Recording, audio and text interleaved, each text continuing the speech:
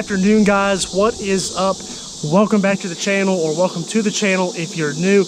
I have got an exciting video for you guys today. It's something that I wasn't really planning to do just yet, but I've mentioned it in the past, and I've been on the lookout for this for the past couple months, and it's been in the back of my mind, but I was waiting for the right deal.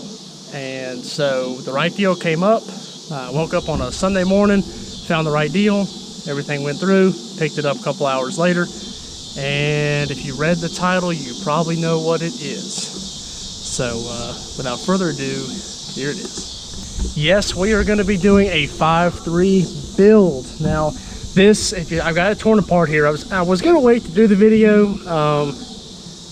I was going to do it when we picked it up, and then the weather was awful, and then I was going to wait. But, you know, before I put all this in boxes and stuff like that, I want to go ahead and show it since I've got it torn apart. But there is a 5.3 iron block, LM7 5.3. It's out of a 2004 Avalanche. And if you are familiar with my channel, you know that I have a 04 Silverado, which right over there, see here, get you spun around, right up there. And that is what it's going to be going in. So it's currently got a 5.3 in it, and we're going to be putting a 5.3 back in it. Now I know a bunch of people are going to be down there, you see 6.0 swapped it and all that. Well, for one, finding 6.0s are more expensive. Finding the right 6.0, or just finding a 6.0, is harder than finding a 5.3.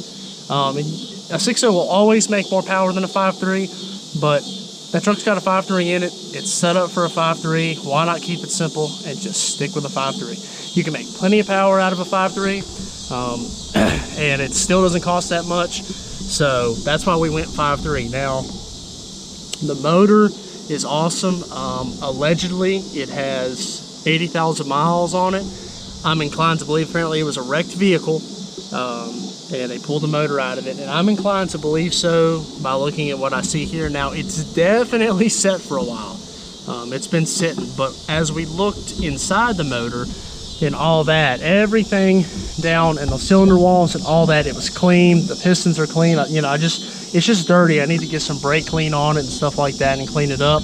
Heads are over here, but I mean, it's not even worth looking at the heads over there because they're all going in the garbage. Well, not in the garbage, but I'm not going to use the heads. The intake manifold, I don't know yet. We may start out with that intake manifold just for monetary reasons, but not the stock throttle body. So I don't know what to say about the intake manifold yet. So we're going to set that to the side, and the verdict will be out on the intake manifold, but definitely not the heads. We're definitely going to do different heads. So as far as what the plan is, I've already talked to some people. I've already looked stuff up, and we're going to build a motor for forced induction, but it originally will probably go in NA, because for one, I have to decide what route I want to go. I'm thinking Pro Charger, and that's a lot of money to throw that I really can't afford to throw out all at one time. So that kind of limits me. I've got enough money, you know, we'll buy the parts over the next little bit here.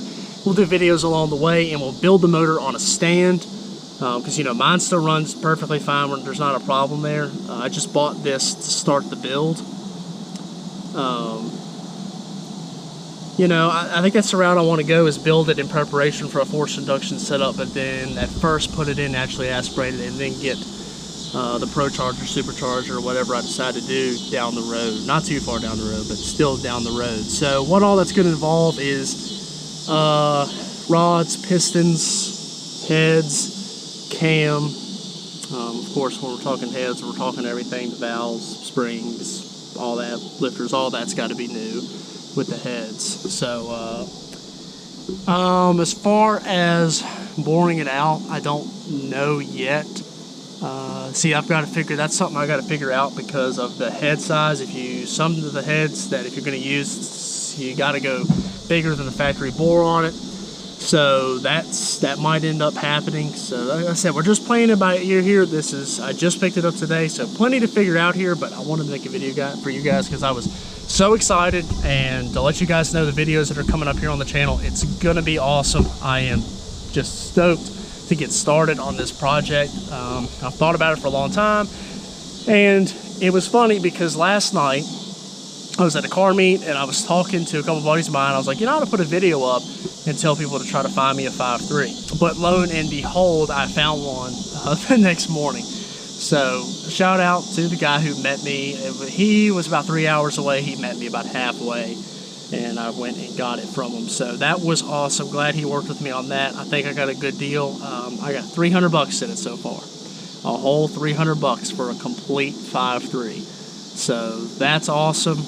He just wanted to get rid of it. He bought it for what would be pretty much this generation Silverado that I'm right now. It's actually my dad's, the newer body. He bought it originally for a newer body, and he didn't know that these had cylinder deactivation, and that's a lot different than the old LM753s that are in my generation truck have. So there was no use for it, so he kind of put it back together, and he sat on it for a while, and he decided to sell it. So it's here in my possession now. I got bolts separated over here, bolts back there.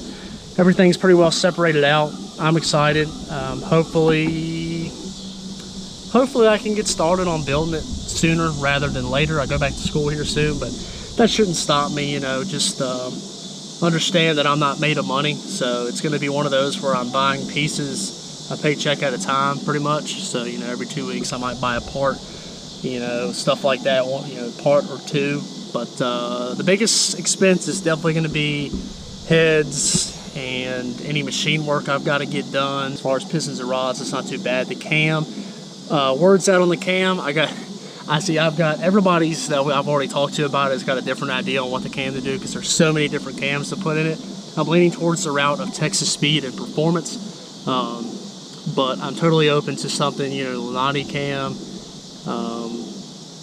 There's a ton of great companies out there that'll make you a camshaft for a 5.3, 5.7, any LS, LT motors. So the possibilities are endless. So thanks again, you guys, for clicking on the video. Definitely hit that subscribe button, because you know what's coming up here. And I'm not going to set a date on when we might drop it in just yet. But once I get my ducks in a row, figure out what we're going to do, and start getting parts in, I'll have kind of an idea. But you probably could bet it'd be done by the end of the year. So that's the plan. I need to go buy a stand, get it on a stand, and get started on it. But I will keep you guys updated every step of the way. If you're not already, follow me on Instagram. Those guys saw me going and picking it up this morning. It's at Austin04_Z71. It'll be down in the description below. I had a bunch of people DMing me about my story. You know, they're pretty excited. A bunch of people asking questions. So there you go, guys. Drop your comments down below what you think. If you've got any suggestions for the build, I will hear them out, whether you want to DM me or drop them in the comments or whatever. I'm totally open for ideas, reasonable ideas.